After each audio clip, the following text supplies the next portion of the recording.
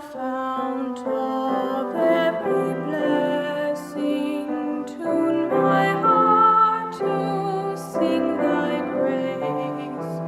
Streams of mercy never ceasing, call for songs of loudest praise. Teach me some melodious sonnet, sung by flaming tongues above. Praise the mount I'm fixed upon it, mount of thy redeeming love.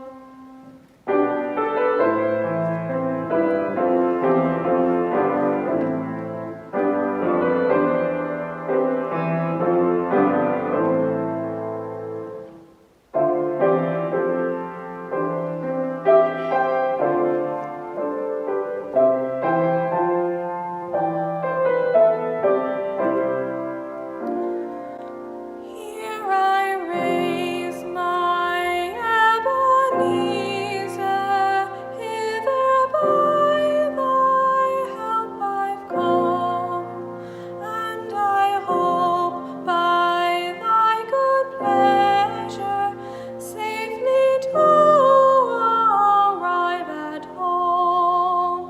Prone to wander, Lord, I feel it, prone to leave the God I love. Here's my heart, oh, take and seal it for thy courts above.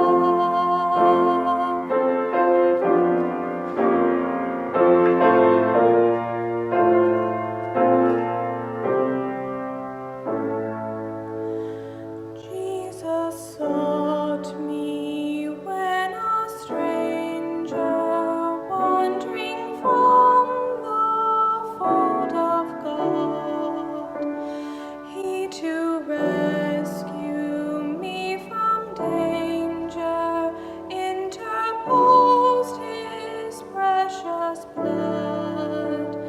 How his kindness yet pursues me, mortal tongue can never tell. Clothed in flesh till death shall loose me, I cannot proclaim it well.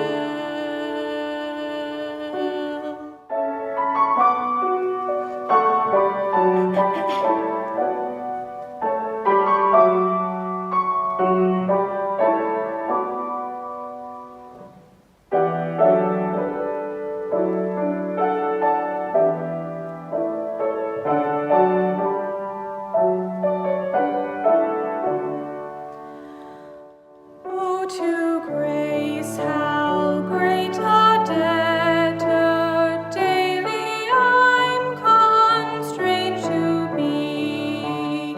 Let thy goodness as a fetter bind my wandering heart to thee. Come, my Lord, no longer tarry. Take my ransomed soul away. Send thine angels now to carry me to realms of endless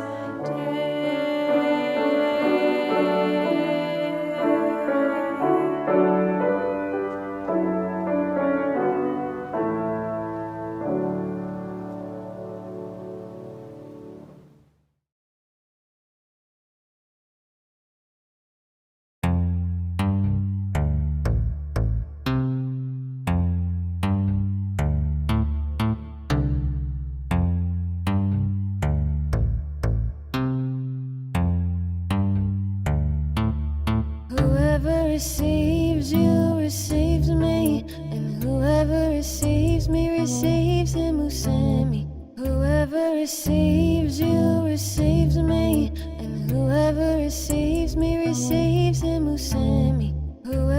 receives you receives me, and whoever receives me receives him who sent me. The one who receives a prophet because he's a prophet will receive a prophet's reward. The one who receives a prophet because he's a prophet will receive a prophet's reward. The one who receives a prophet because he's a prophet will receive a prophet's reward.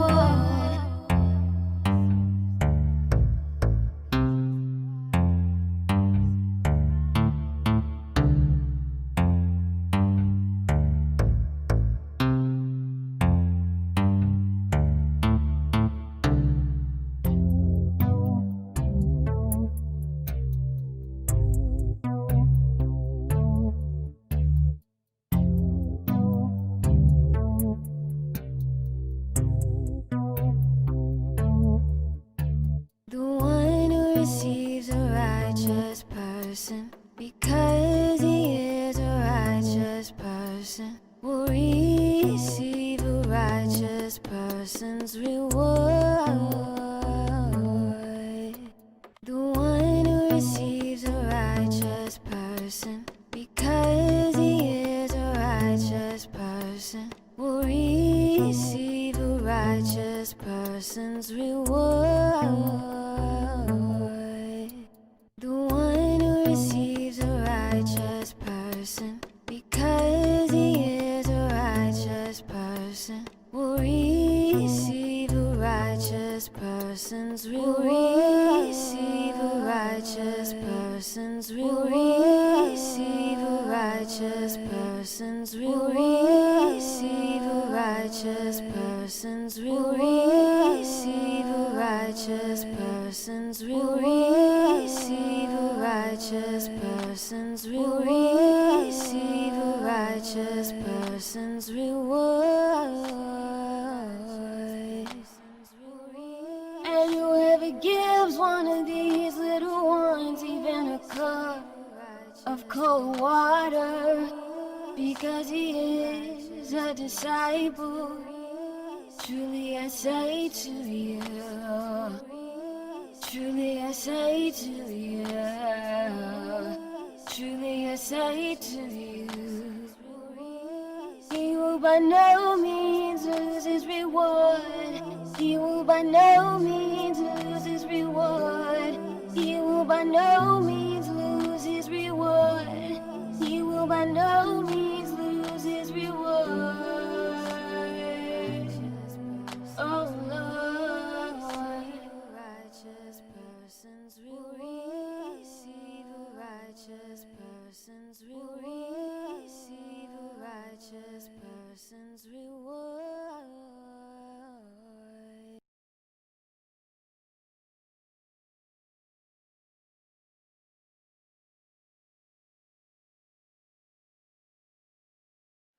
Hospitality is an essential quality for any congregation that seeks to grow and thrive and live up to its call to ministry. As the community of faith, we are called to help one another, building relationships with each other and with the living God. And so the last thing we want to do is drive people away from the church by being anything less than welcoming, anything less than hospitable. It's important then to get a handle on just what hospitality really means to and for a congregation.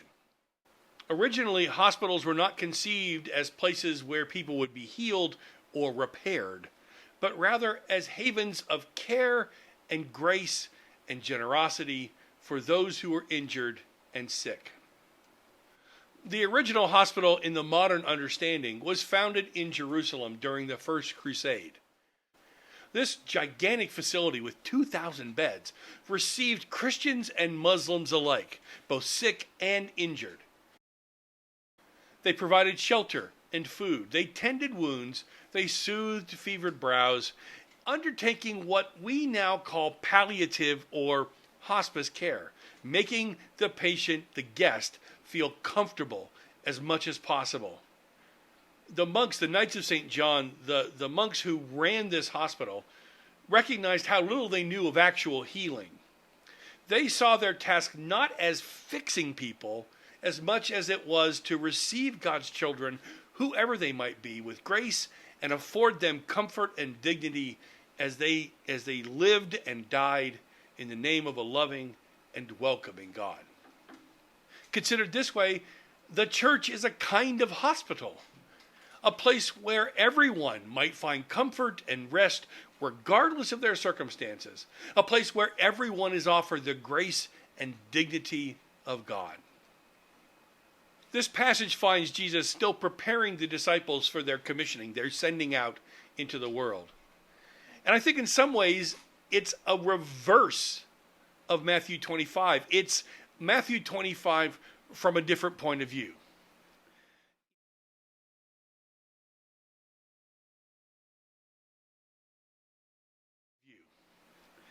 In that chapter of Matthew, people are amazed to discover that in caring for the least among us, they had actually cared for the Son of God. Here, the disciples are told, whoever responds to your message with hospitality is really welcoming me into their midst. Now, Dietrich Bonhoeffer put it this way in his book, The Cost of Discipleship.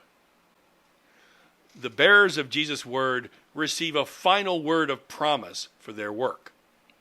They are now Christ's fellow workers and will be like him in all things. Thus they are to meet those to whom they are sent as if they were Christ himself. When they are welcomed into a house, Christ enters with them. They are the bearers of his presence. They bring with them the most precious gift in the world, the gift of Jesus Christ. And with them they bring God the Father, and that means indeed forgiveness and salvation, life and bliss. That is the reward of their toil and suffering. Every service people render them is service rendered to Christ himself. This means grace for the church and grace for the disciple in equal measure. The church will be readier to give them its service and honor, for with them the Lord himself has entered into their midst. This is nothing short of amazing. In their sending, Jesus assures the disciples they will not be alone. He will be present wherever they go, not just with them, but in them, as them. He promised that when they spoke, it would be his authority that people heard. When they were received with kindness, it would be Christ who was welcomed into a home or into a heart. As partners in ministry with the great physician, the disciples were sent into a sick, suffering, dying world with the words of healing, peace, and life. Well, the world is still sick and suffering, still dying. The world still needs the great physician. The Church of Jesus Christ can no longer afford to be a place of judgment. We can no longer be content to be a worship center or even a community center. We must become a center for healing and wholeness, both for ourselves and for the world around us. We must open wide the doors. We must welcome not just one another, not just those with whom our affinity is obvious, skin color, political leanings, interests, or career choice. People whose voice and vote, relationships and experiences reinforce our own worldview. We must go out of our way to open ourselves to others, offering that cold cup of water and receiving in due course the living water of the Spirit from brothers and sisters who are nothing like us, except that they are. We have Christ's absolute assurance. Wherever hearts and doors are opened, wherever the most basic hospitality is given or received, Christ is there in us all, working among us and through us all, to the glory of God the Father. Amen.